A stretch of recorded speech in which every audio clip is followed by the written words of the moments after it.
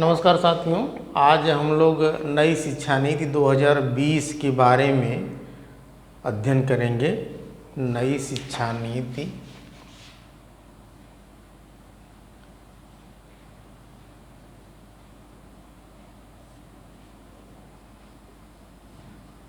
2020 new education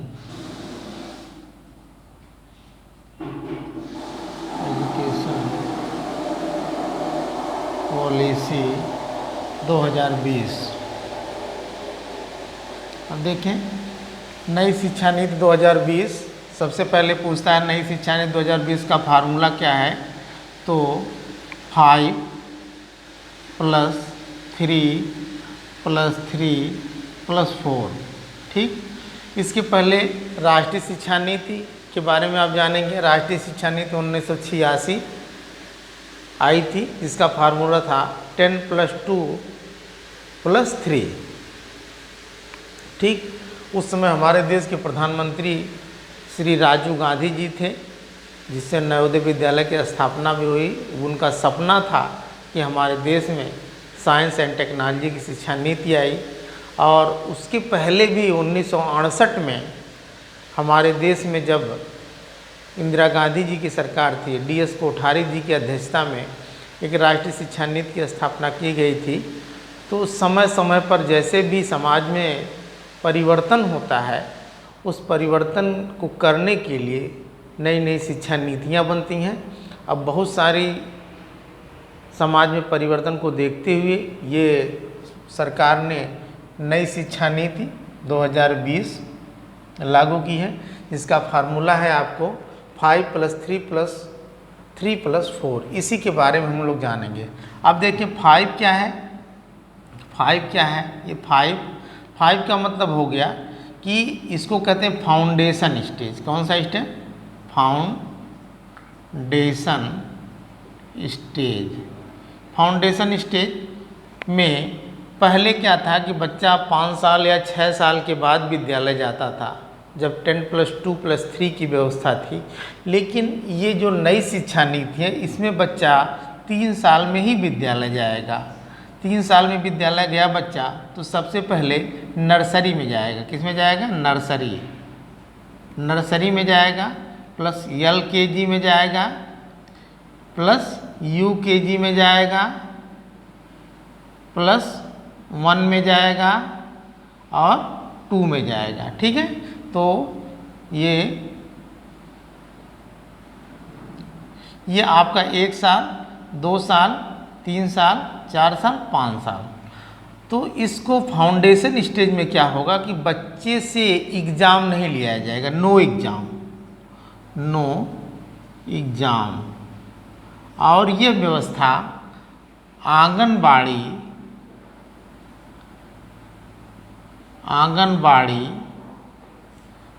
के अंतर्गत होगी। और हालांकि बच्चा नर्सरी, LKG, UKG और 1-2 तक जो जाएगा तो आंगनबाड़ी प्लस बेसिक टीचर में भी लेंगे। लेकिन यहाँ जो है बच्चे की परीक्षा नहीं होगी।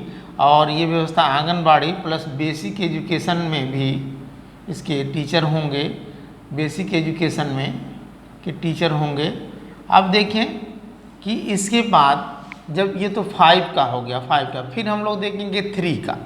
3 देख लेते हैं। इसको कहेंगे प्रीपरेटरी स्टेज।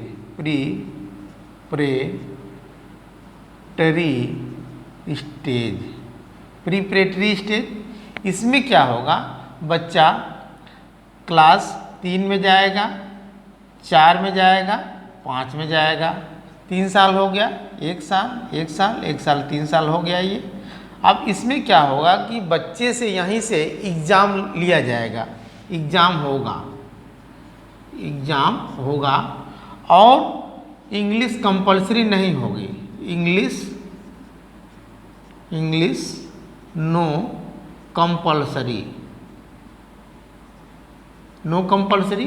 दूसरी चीज़ कि बच्चे को क्षेत्रीय भाषाओं में, यानी वहाँ के स्थानीय भाषाओं में पढ़ाया जाएगा।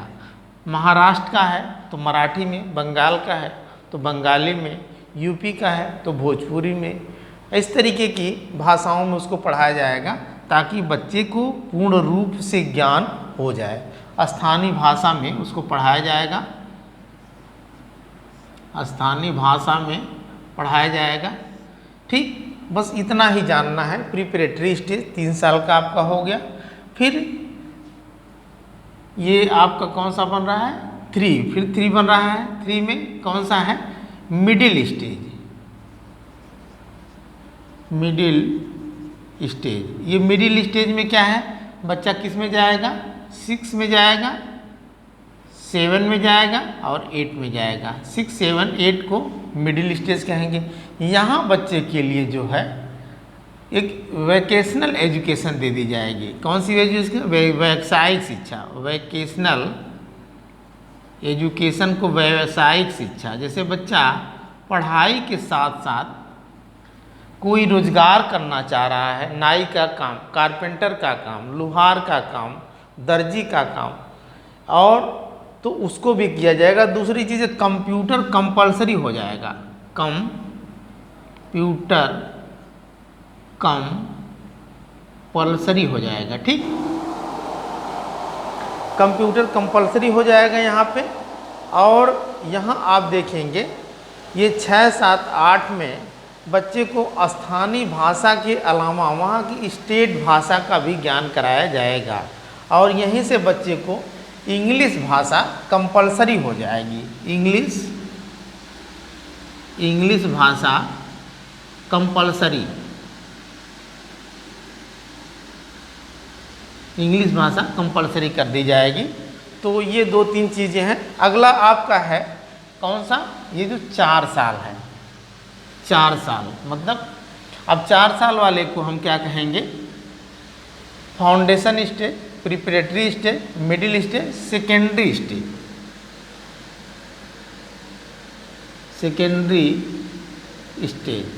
सेकेंडरी स्टेज इसमें बच्चा 9th, 10th, 11th, 12, 4 साल हो गया। 1, 2, 3, 4 साल हो गया। यहाँ बच्चे को क्या किया जाएगा कि यहीं से होता क्या था पहले कि विषय का जो है चयन बच्चे को करना होता था कि साइंस में, कि आर्ट में, कि कॉमर्स में होगा। लेकिन यहाँ पे नो स्ट्रीम, यानी नो स्ट्रीम, अगर बच्चा साइंस के साथ साथ आर्ट भी लेना चाह रहा है तो वो ले सकता है। No stream. मैथ के साथ साथ वो हिंदी भी लेना चाह रहा तो ले सकता है। कॉमर्स के साथ साथ तो कोई साहित्यिक सब्जेक्ट भी लेना चाह रहा तो ले सकता है। और परीक्षाएं यानी एग्ज़ाम सेमेस्टर में होगा। एग्ज़ाम सेमेस्टर मतलब कि 6 मंथ में होंगे। इसका एक फ़ायदा ये होगा कि जब बच्चे को परीक्षा का समय आता है तभी वो पढ़ना स्टार्ट करता है।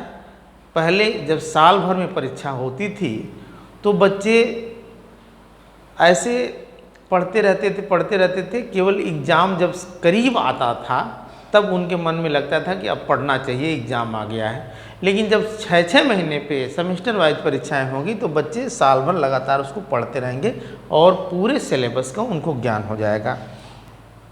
यहाँ नो स्ट्रीम और ये परीक्षा हो गई। इसके बाद क्या होगा? अब हम लोग चलते हैं आगे कि जो ग्रेजुएशन की परीक्षाएं, जैसे बच्चा मान लीजिए इंटर कर लिया तो पहले होता था कि बीए करेगा, साइंस वाला बीएससी करता था, कॉमर्स वाला बीकॉम करता था। तो इस चीज़ को हटा दिया जाएगा। इस चीज़ को हटा करके केवल ग्रेजुएशन कर दिया जाएगा। ग्रेजुएशन, स्नातक जिसे कहेंगे। अब पहले क्या था कि बच्चा अगर 1 साल ग्रेजुएशन किया और उसके बाद पारिवारिक स्थिति अच्छी नहीं है, छोड़ करके कमाने चला गया, फिर उसको शिक्षा का महत्व समझ में आया, देश दुनिया देखा, दिल्ली बम्बई गया, लगा उसको नहीं मुझे और पढ़ना चाहिए, अभी मेरे जीवन में बहुत कुछ करना है, पढ़ाई का महत्व है, समझ में नहीं आया। फिर जब समझ में उसको आया पढ़ाई के महत्व के बारे में, तो 1 साल या 2 साल बीए करके वो छोड़ दिया था किसी परिस्थिति में, या अपने से ही कि नहीं मैं कमाऊंगा, अच्छा बन जाऊंगा, लेकिन गया कहीं और उसके बाद में समझ में आया कि यार कमाना तो जीवन भर है, थोड़ा डिग्री हो जाती तो मेरा प्रमोशन हो जाता, मैं और अच्छे कमाता, मेरा मान सम्मान। तो वो फिर जब आता था बीए अगर करके छोड़ के गया है 2 साल का, या बीएससी 2 साल 1 साल छोड़ के गया है, तो फिर उसका एडमिशन फर्स्ट ईयर में करवाना पड़ता था, पहले था। लेकिन अब क्या होगा ग्रेजुएशन में कि लड़का अगर 1 साल ग्रेजुएशन किया है तो वो छोड़ के चला गया कहीं 2 साल 3 साल के बाद, तो फिर अगर वो करना चाह रहा है ग्रेजुएशन तो उसको डायरेक्ट सेकेंड ईयर में होगा। अगर सेकेंड ईयर करके वो बच्चा छोड़ के चला गया है तो थर्ड ईयर में होगा। थर्ड ईयर छोड़ करके अच्छा ग्रेजुएशन 4 ईयर का हो जाएगा। कई ईयर का हो जाएगा? 4 ईयर का। 4 ईयर का हो जाएगा, 4 साल का हो जाएगा। इसमें क्या होगा कि अगर 1 साल का ग्रेजुएशन कर लिया, यानी 1 ईयर ग्रेजुएशन कर लिया तो इसको ग्रेजुएशन सर्टिफिकेट मिलेगी। ग्रेजुएशन सर्टिफिकेट मिलेगी, एक इसको सर्टिफिकेट मिल जाएगी। और कुछ कंपटीशंस या कुछ नियुक्तियां केवल ग्रेजुएशन 1 साल करने के बाद भी फिलअप की जा सकती हैं, चाहे वो सरकारी सेक्टर्स हो चाहे प्राइवेट सेक्टर्स हो। ठीक, अगर बच्चा 2 साल कर लिया तो उसको 2 साल का मतलब कर लिया ग्रेजुएशन, तो उसको ग्रेजुएशन डिप्लोमा की डिग्री मिलेगी। ग्रेजुएशन डिप्लोमा की डिग्री मिलेगी। ठीक, अगर 3 साल कर लिया, 3 ईयर का हो गया, जो इस समय वर्तमान में 3 ईयर का मतलब पहले था, अब नई शिक्षा नीति जब लागू हो जाएगी, लागू धीरे धीरे हो भी रही है। हालांकि 2020 में ये आई लागू होने वाली थी, लेकिन कोरोना आप देख ही रहे हैं कि 2021 में इतना भयंकर था, लागू नहीं हो पाई। और 23 में अब धीरे धीरे लागू होने की प्रक्रिया भारत सरकार कर रही है और लागू हो भी जाएगी, होना भी चाहिए। समय के साथ परिवर्तन शिक्षा के द्वारा ही, शिक्षा एक ऐसा औजार है और एक शिक्षक एक ऐसा आप कह लें कि कारीगर कह लें के द्वारा ही समाज में जो परिवर्तन होगा उसके अनुरूप अपने आप को सामंजस्य समायोजन बनाने के लिए शिक्षा व्यवस्था को परिवर्तित करना पड़ता है। हालांकि कुछ डिमेरिट्स भी हैं, कुछ मेरिट्स भी हैं। तो जब भी कोई परिवर्तन होता है तो उस परिवर्तन के विरोध करने वाले सकारात्मक नकारात्मक सोच वाले होते हैं, बाद में धीरे धीरे वो समाज उसको एडजस्ट कर लेता है।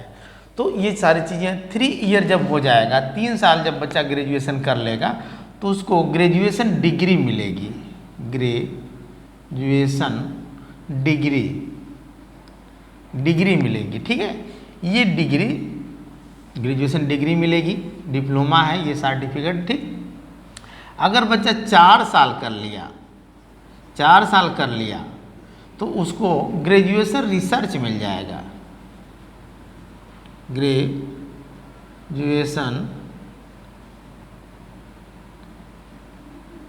रिसर्च हो जाएगा। ग्रेजुएशन रिसर्च की डिग्री मिलेगी। ये तो आपका हो गया ग्रेजुएशन, स्नातक स्तर जिसको बोलेंगे, स्नातक जिसको कहा जाएगा। और फिर अगर बच्चा पीजी करना चाह रहा है, पोस्ट ग्रेजुएशन, देखें ये शिक्षा व्यवस्था में क्या क्या परिवर्तन हो रहा है, जिसको परा स्नातक कहते हैं। इसमें क्या होगा कि अगर बच्चा 4 साल का ग्रेजुएशन किया है तो उसको पीजी 1 ईयर करना होगा। 1 ईयर करना होगा। अगर बच्चा 3 साल का किया है तो उसको 2 ईयर करना होगा। बस यही है। थोड़ा सा शिक्षकों के लिए क्या व्यवस्था है, शिक्षक जो आज बीए करके बीएड कर रहे हैं या डीएलएड कर रहे हैं, तो उनके लिए इंटर के बाद ही बीए बीएड टाइप की डिग्रियां हो जाएंगी, या इंटर के बाद ही वो, और ये 4 साल का हो जाएगा। कै साल का? 4 साल का हो जाएगा। ये 4 साल का हो जाएगा। इन इंटर के बाद ही बीएड या बीएड डीएलएड की डिग्रियां उनके लिए हो जाएंगी। तो ये सारा परिवर्तन है नई शिक्षा नीति 2020 में, और बहुत सारे इसके फायदे भी हैं। हमारी शिक्षा व्यवस्था पहले समवर्ती सूची में थी। 1976 में 42वें संविधान संशोधन हुआ। तो समवर्ती सूची का मतलब केंद्र और राज्य दोनों जो मद आता है शिक्षा व्यवस्था पे खर्च करने के लिए, 60% केंद्र देती है, 40% राज्य सरकार देती है। अब इस न्यू एजुकेशन पॉलिसी जब आ जाएगी, नई शिक्षा नीति जब आ जाएगी, तो पूरी व्यवस्था केंद्र के अधीन हो जाएगी। तो इसमें कुछ डिमेरिट्स लोगों का मानना है कि भाई कहीं सरकार, अगर केंद्र की सरकार किसी पार्टी की है, प्रदेश में किसी पार्टी की सरकार है, तो दोनों में मतभेद होगा, तो वहाँ की शिक्षा व्यवस्था के लिए उतना मद नहीं देगा, तो नुकसान होगा। शिक्षा व्यवस्था जब अच्छी नहीं होगी तो वहाँ की सारी व्यवस्था गड़बड़ होगी। और तो ये सारी चीज़ें हैं। हो सकता अच्छा भी हो कि भाई हम वहाँ, हमारी सरकार नहीं है, हम इतना वहाँ कुछ करें कि आगे आने वाले समय में हमारे 5 साल में चुनाव होगा तो हमारी सरकार वहाँ भी हो जाए। तो दोनों सोच हैं, दोनों बातें हैं। और बच्चों के जो मार्क्स वगैरह दिए जाएंगे एग्ज़ाम के बाद, वो टीचर्स तो देंगे ही एग्ज़ाम के बाद, उसके पूरे स्टाफ्स एक्टिविटी के माध्यम से, यानी एक्टिविटी पे बहुत ज़्यादा फोकस कराया जाएगा, गतिविधि के माध्यम से। अब आप देख ही रहे हैं कि बाल केंद्रित शिक्षा पर विशेष ध्यान दिया गया है। बच्चे की रुचि, योग्यता, क्षमता के आधार पर शिक्षा व्यवस्था की गई है। और दूसरी चीज़ है कि बच्चों का नंबर जो होगा, उनके क्लासमेट जो होंगे, दोस्त होंगे, जो बच्चे पढ़ने वाले होंगे, उनकी भी विचारधारा से लेकर के बच्चों के नंबर दिए जाएंगे। तो सारे बच्चे जो होंगे एक दूसरे से अच्छा संबंध, एक फ्रेंडशिप का माहौल रहेगा। और वह जब उनके दिमाग में, उनके व्यवहार में एक दोस्ती का माहौल हो जाएगा, तो वह उनके जीवन में आगे के लिए भी अच्छा होगा, वो संस्कार बन जाएगा। तो पूरे जीवन भर उनके लिए वो धारण की चीज़ हो जाएगी। कहीं भी रहेंगे अच्छे संबंध बना के रहेंगे। तो बहुत सारे हैं। जीडीपी पे अच्छा मद आएगा और अच्छी व्यवस्था हो जाएगी। ये नई शिक्षा नीति 2020 के बारे में इतना है। आज के लिए इतना ही। धन्यवाद।